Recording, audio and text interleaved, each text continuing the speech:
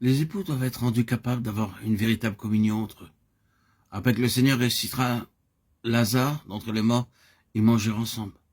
Là, on lui fit un souper. Marthe servait et Lazare était un de ceux qui se trouvaient à table avec lui. Jean 12, 2.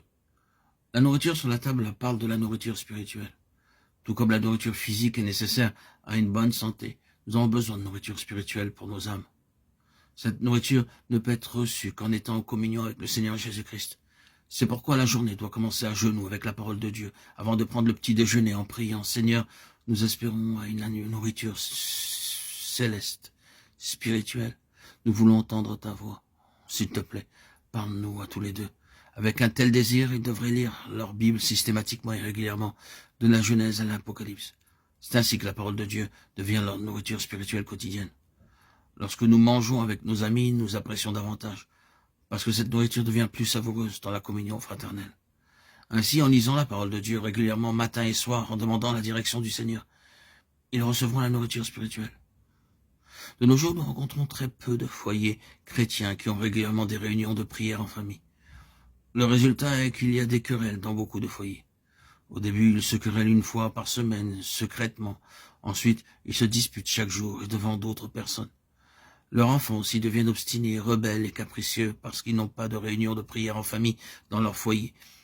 Ils devraient partager leur expérience spirituelle autant que possible et essayer de s'entraider à vaincre toute la faiblesse humaine et toute insuffisance avec amour et patience. Ils doivent s'efforcer autant que possible de montrer de l'amour à tous ceux qui sont dans le besoin et rendre service aux autres joyeusement, considérant cela comme un grand privilège. Quoi qu'ils fassent, ils devraient le faire comme pour le Seigneur selon Colossiens 3, 23. Lorsque le Seigneur Jésus-Christ et Lazare mangeaient ensemble, Marthe servait joyeusement. Dans Luc 10, 40, nous trouvons qu'elle était remplie de murmures, de plaintes, de colère et de jalousie.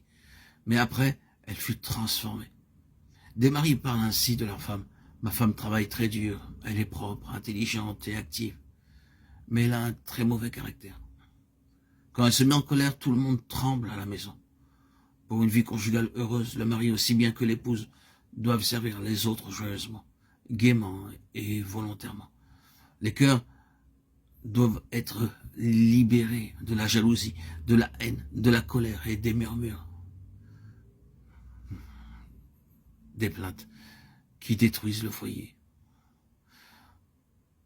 À savoir, un foyer chrétien est un foyer de service pour les pauvres, les gens nécessiteux et les malades. Un foyer doit être un foyer d'amour, où tous sont servis de la même façon.